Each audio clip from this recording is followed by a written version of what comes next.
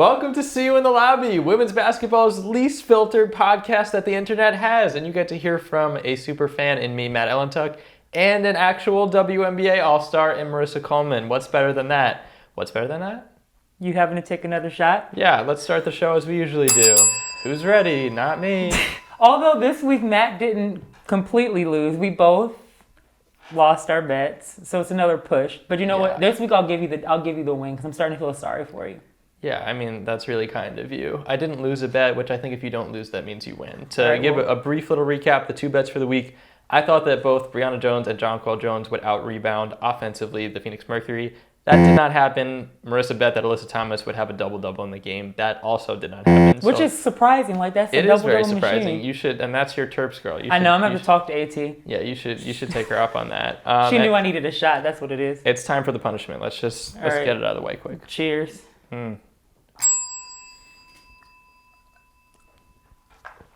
You should be like immune to it now. That you shouldn't make that face anymore. It stings every time. Let's get to the good stuff. Sunday was the Sue Bird finale. It was her last regular season home game. ABC did a really nice job, I thought. Finally gave like the full complete package of coverage that a superstar deserves. Let her speak after the game and get her final closing statement in. But the best moment of the whole thing to me is this girl, who I need to know her name because she is a legend, for trying to hand Sue Bird a flower like as she's about to throw an inbounds pass. It was so adorable, and I love witnessing core memories. Like, she's going to tell her kids about that in the future. Like, that is going to be something she talks about for the rest of her life. It was adorable. There's going to be a moment like 15 years in the future. The shots already kicking the shots are already messing me up. Where Sue is going to have some other job and she's going to be reunited with this girl. And I cannot wait for that time. I know. Okay, but real quick, the guy in the back, brought him so much joy.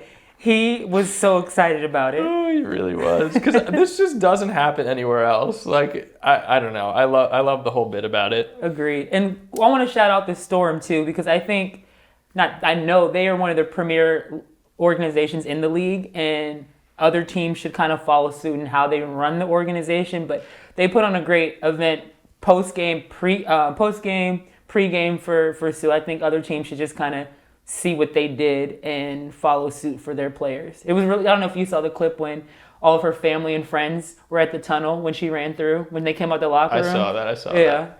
That was really nice. It's just a shame that A'ja Wilson beat the living crap out of them. So she's damn good. Happens. Sunday was also a big day because we got to see Napheesa Collier come back. Which is insane. 3 months post having a child and playing professional basketball. That's insane. I mean, women are pretty badass. Let's just throw that out there. To not only have a kid, but then play at the highest level possible 3 months later. This kid was born at the end of May. It's the first week of August, and she's back. Makes no sense. She scored 6 points, had 2 boards. Lynx got the win, kept them in playoff contention. Like, that's a big-ass deal. So do you think her being back in the lineup helps their chances with the playoff push? I mean, yeah, it has to, right? Like, obviously, Napheesa wasn't like 100% herself in game one, but Napheesa Collier is a top 15, 20 player in the league when she's, at full capacity. So, yeah, I mean, that's exactly who Minnesota has kind of been missing all year. And I'm just also really happy because I know she really wanted to come back and play in the finale, like with Syl. So regardless if they make the playoffs or not, I'm glad that they at least had this moment. Agreed. I'm pulling for Minnie very hard for I'd be Syl. scared. I told you, that's my team. If I had to pick any of these like 6 to 11, whatever it is going on at the bottom end of the playoffs, Minnesota's the team that scares me just because of the firepower they have. Now that Indy's out, you have to pick another team. Now that Indy's out. Because now is the time when Indy's out. Let's talk about adding it to the record books. Let's just transition right into the Fever because we're already there. Let's do it, man. Yeah, they're a team. They certainly they play basketball. That's for sure. The downfall and the decline of the Fever actually really pains me because they were my favorite organization that I played with. Former player right here. I wish I could have finished my career there. My career changed when I got there. I played for Steph White and Lynn Dunn, two of the best coaches I've ever played for, and just the culture that they built there. And then you have Ketch leading that. It's sad to see where they are now, because even prior to me coming to the league, Indy never had the perennial all-stars or all the Olympians, but you knew they were going to be blue collar, they were going to work hard, they were going to play as a team. And that's why we always ended up in the playoffs. We made that finals run. So it's sad to see that, like, the house Ketch built is kind of crumbling. It's disappointing. I hope they can turn it back around, because that organization, by far my favorite that I played in. And again, I wish I could have finished my career there. I know, I was talking to Bree January last weekend, and same thing. Like, we just loved our experience there. So I hope that they can, get it back. It was crazy. So I was talking to Ileana, who plays for Vegas, who I played with in France. She had no clue Indiana was ever good. Because when I mentioned to her, I was like, yeah, that was my favorite. We went out to dinner when they played here, and I was like, yeah, that was my favorite team. She was like, why?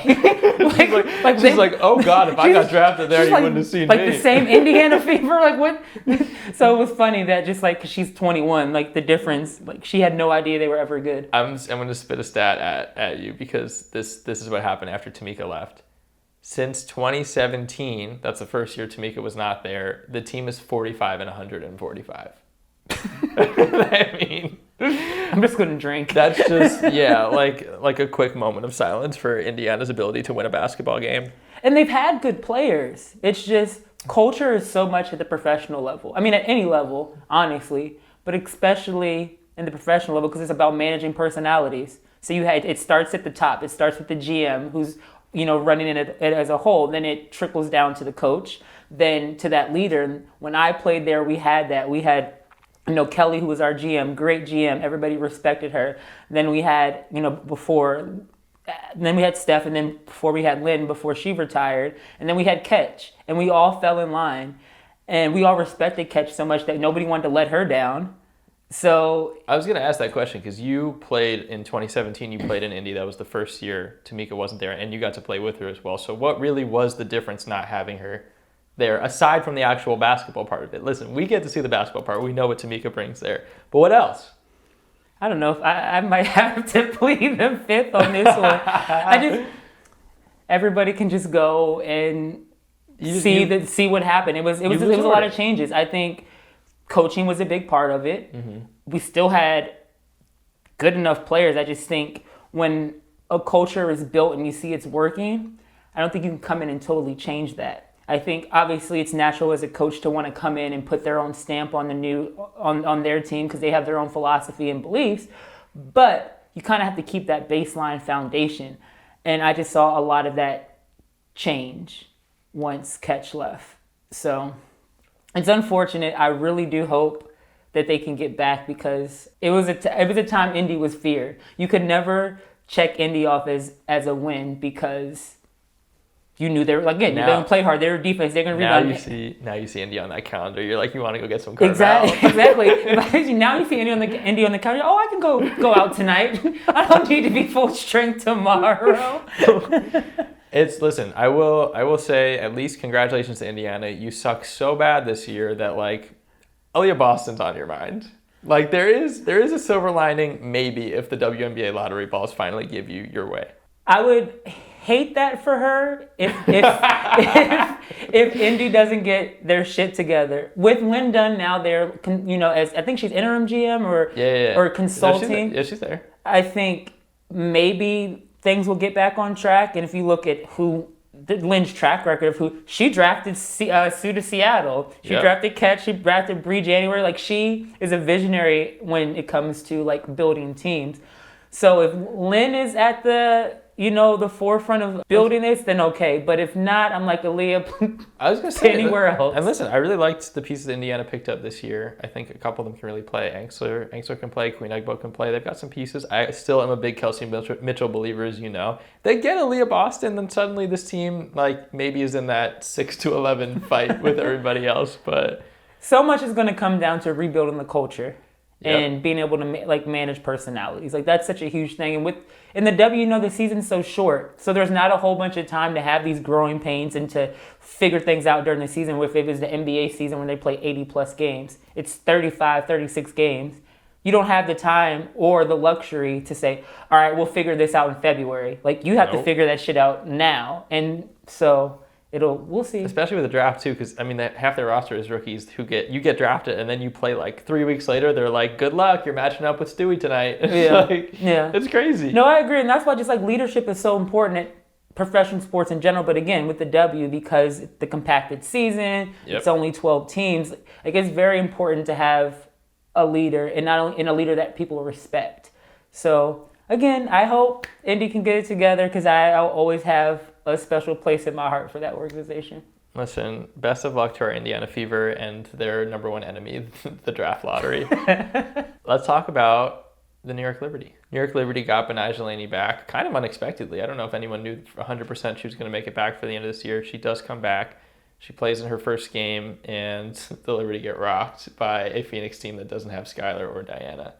Does having Betnijah back make you maybe believe in New York's ability to creep back in here? I don't know. I'm going to go with no, just because coming off of an injury, you never know how a player is going to respond. And it takes time to get back in a flow and a rhythm. And it takes time for the team to adjust to having that player back. And them losing to Phoenix without Skylar and Diana, whole bummer.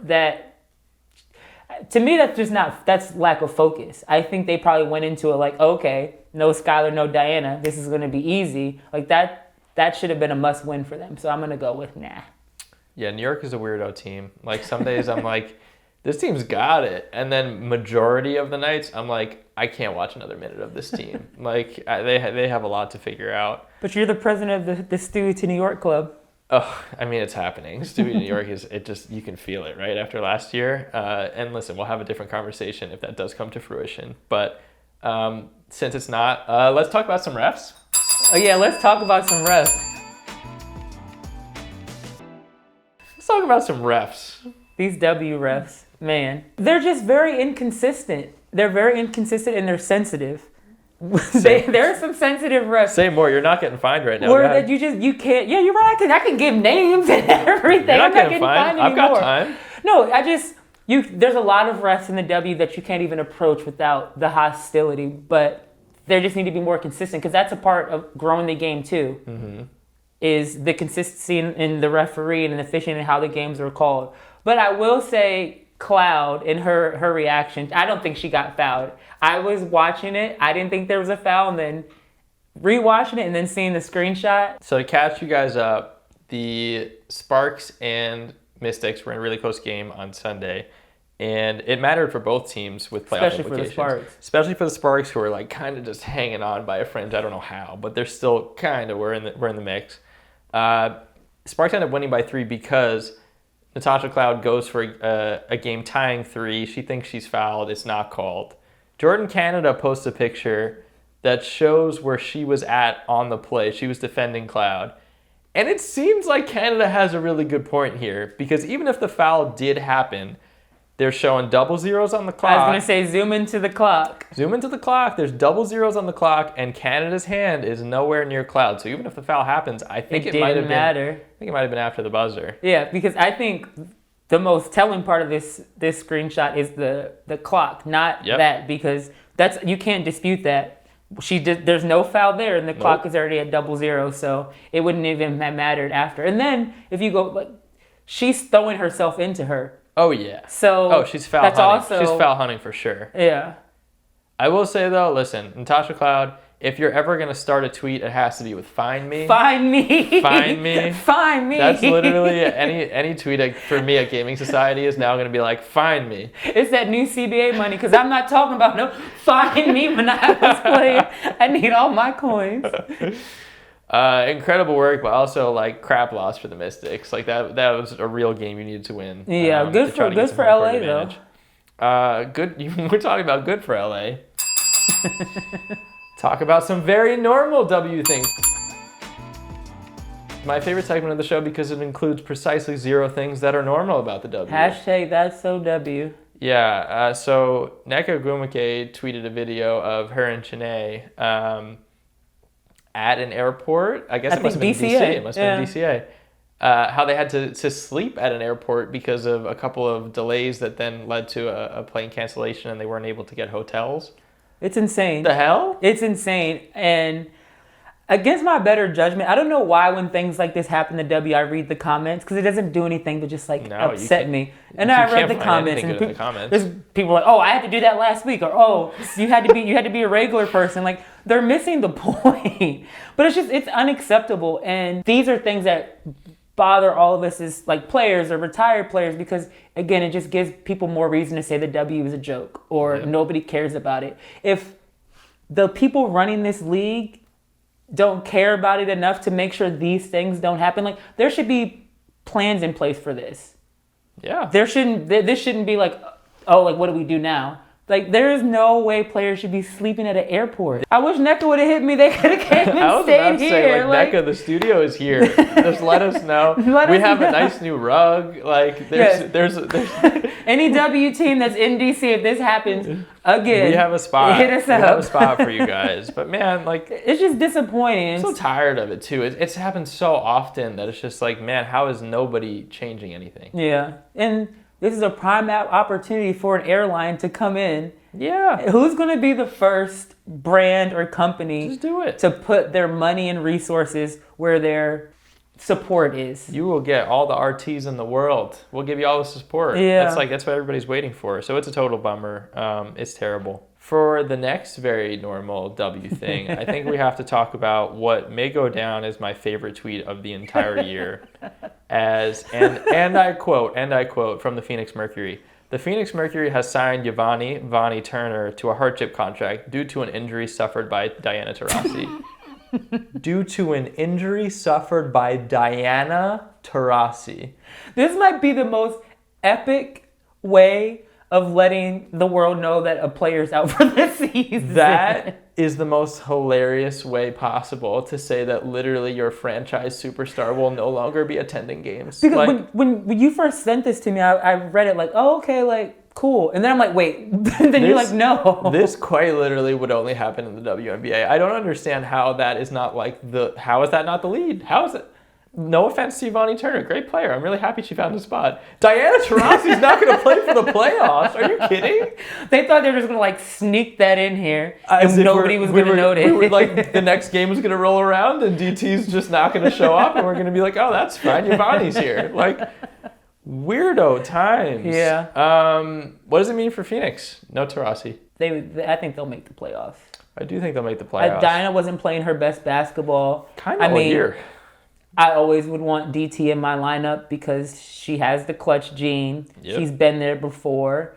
So that experience means a lot down the stretch. I mean, how many times have we seen Diana go off in the playoffs? Oh, playoffs are her time. Yeah. So, but it's an opportunity for Skylar to show up and show out. And she plays with a chip on her shoulder. Always. At all times.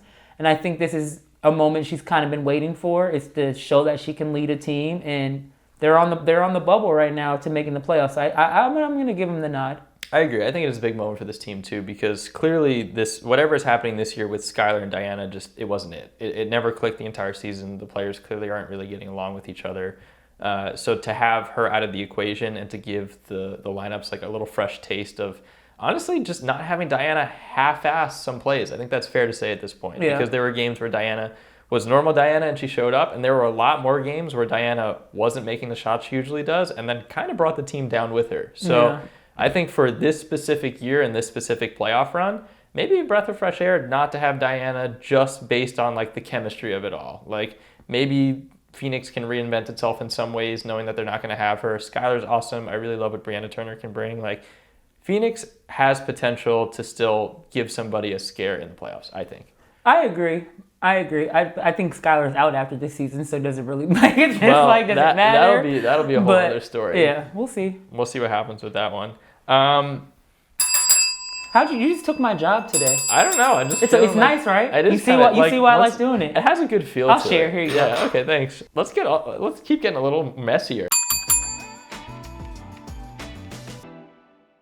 Arike Ogunbowale comes back this past weekend after being out for a couple of games.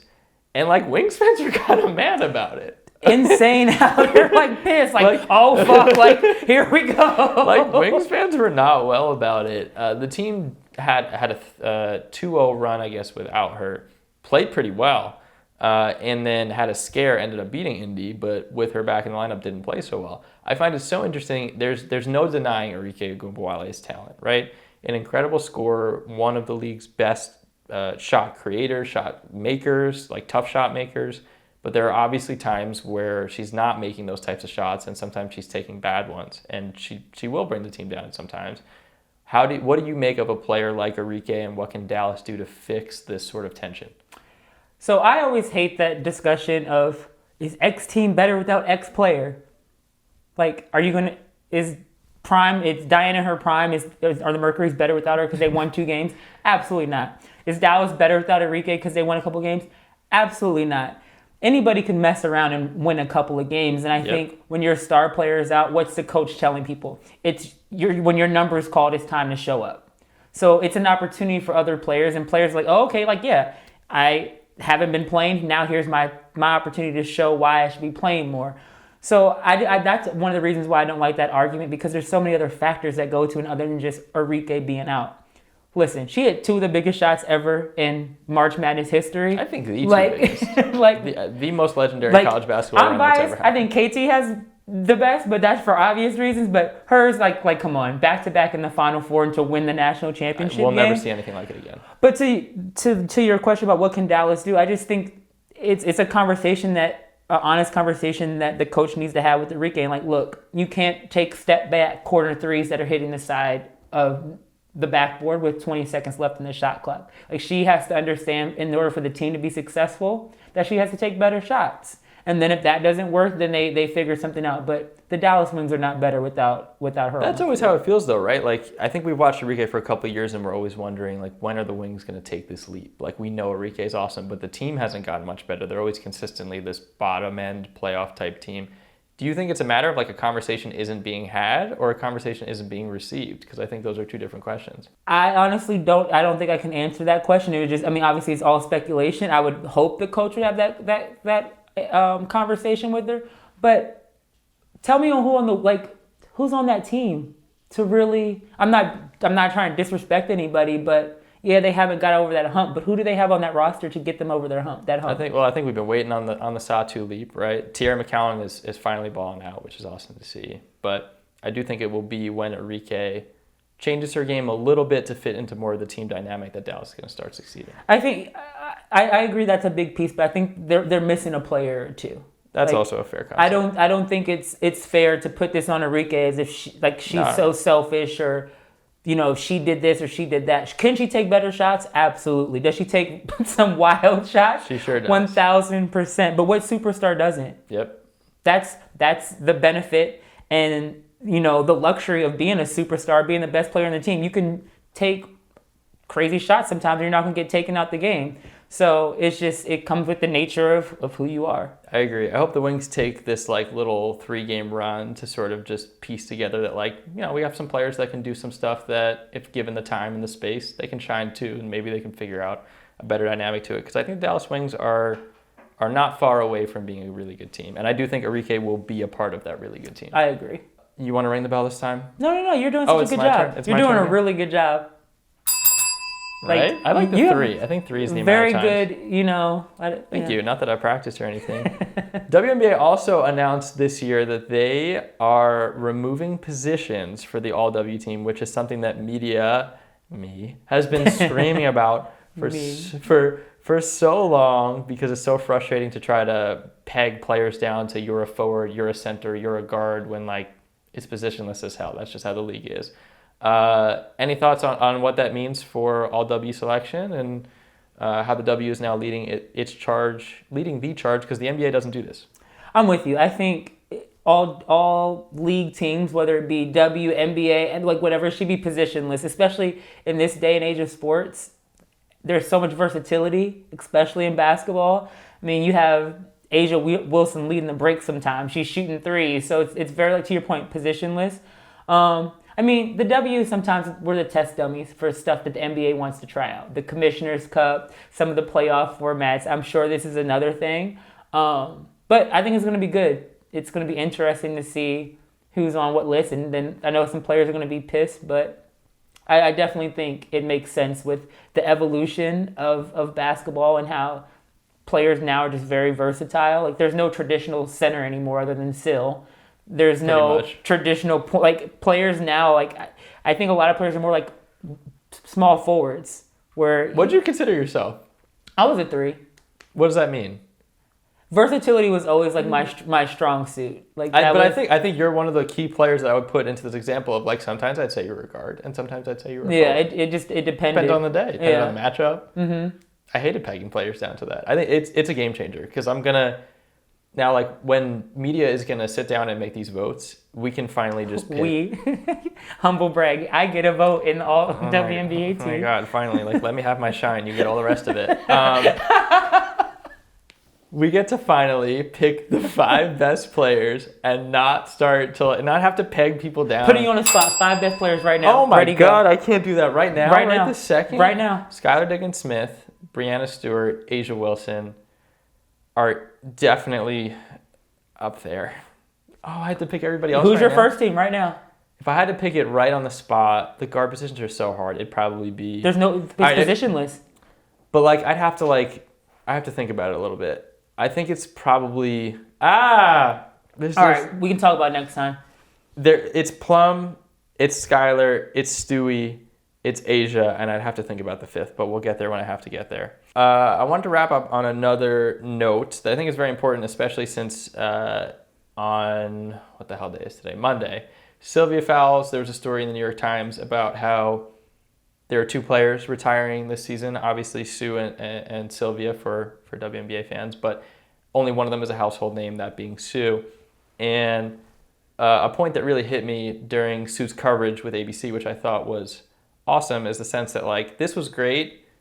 We got to start doing this sooner and with a more diverse profile of athletes. And a key part of this New York Times story is how Sylvia feels like she had to work twice as hard just to get the recognition, even though, honestly, and again, no shade to Sue whatsoever, but, like, Syl was the better player. Syl is the better player. I don't really know if you can debate that based on her level of dominance at a position that is much harder to find somebody dominant at. She's the best center of all time. She has the rings to prove it, the stats to prove it, an MVP award that, as great as Sue doesn't have. We got to start doing this earlier. Yeah. No, I agree. And to your point, no knock to Sue. She has put the work in. Yeah, no shade on to and Sue off whatsoever. the court. Like, Sue is one of my favorite players. She's a great person. She's personable. We all went to dinner after the game last week, and we're walking to Lang's car, and Sue's being stopped every 5 seconds, and just as gracious as can be. So, like, not taking anything from her, but why isn't Syl? It's like the question we need to all ask ourselves, especially the media.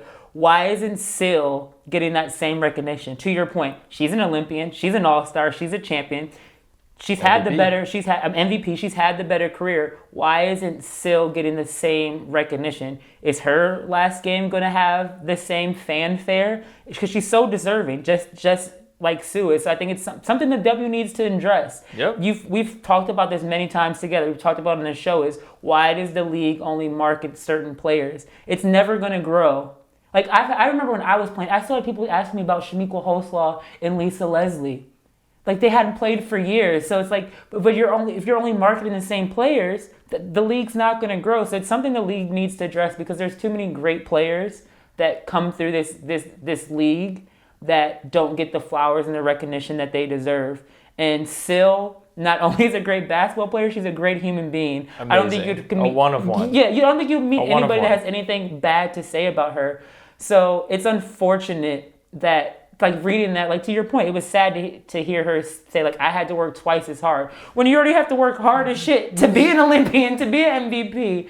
And that's just something as a player you shouldn't have to worry about. No. It shouldn't be, these X factors if I'm going to get not even the attention, but the recognition I deserve. It shouldn't be, do I look a certain way? Do I speak a certain way? Do I do this and that? That shouldn't have anything to do with giving somebody the respect they're deserved. I 100% agree. 100% agree. If that's one lesson we can take away from this Sue coverage, it's exactly that. That moment for Sue felt awesome. It felt very deserved. That's a person who's worked their whole life and has been one of the greatest. Sue is not the only person who fits that realm, and there are a lot of players who are making a story for themselves right now, and they're riding the same path that 10 years from now they should be and will be, respected as much as Sue is. And if we start covering their careers sooner, we're going to know that much more about them. They're going to get recognition they actually deserve. You're going to hype up the younger generation to believe that they could be, like that person is. I mean, we're watching greatness in this young generation right now. Asia Wilson, I think, is probably the prime example of a player who is just turned 26, is going to be one of those next generation superstars. If we start covering a career like hers now, it's only going to make when she is still playing in her late 30s, maybe hopefully when she's 40, it's going to feel that much better. Exactly. Well, that's why we're here, Matt. That's why See You in the Lobby was created. That is certainly it. Let's transition. I'll let you ring the bell for our final transition. Finally, I get to... I felt like you earned it. All right, next week's bet.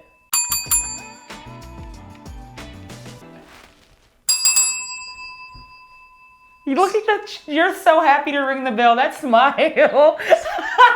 Speaking of two legends, Sue and Syl, they're both playing a game on Friday. It's going to be Sylvia Fowles' last regular season home game in Minnesota.